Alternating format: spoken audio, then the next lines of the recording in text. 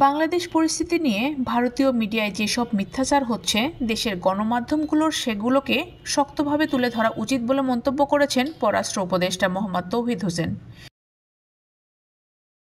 শনিবার দুপুরে north south বিশ্ববিদ্যালয়ে বাংলাদেশ ভারত সম্পর্ক নিয়ে কথা হলে প্রত্যাশার প্রতিবন্ধকতা এবং ভবিষ্যৎ শীর্ষক সেমিনারে এ মন্তব্য করেন তিনি।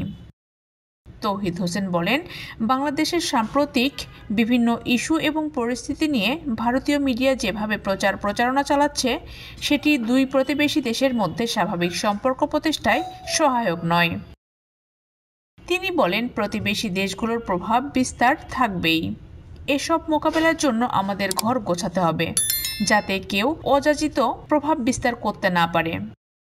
পররাষ্ট্র উপদেষ্টা বলেন, এই মুহূর্তে দেশের সংবাদ মাধ্যমগুলোর একটি কাজ হওয়া উচিত ভারতীয় মিডিয়ার মিথ্যাচার তুলে আনা এবং তাদের এই বিষয়গুলো শক্তভাবে উপস্থাপন করা।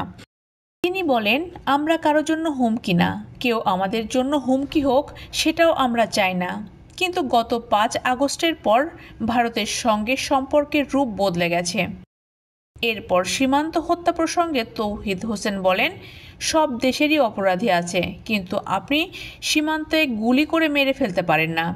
ভারতের উচিত সীমান্তে অপরাধীকে ধরা এবং তাদের আইন শৃঙ্খলা বাহিনীর হাতে তুলে দিয়ে প্রচলিত আইনে বিচার করা। উপদেষ্টা আরও বলেন, জাতীয় ঐক্য না থাকার কারণে আমরা পিছিয়েছি। জাতীয় স্বার্থে আমাদের অবশ্যই জাতীয় ঐক্যমত দরকার।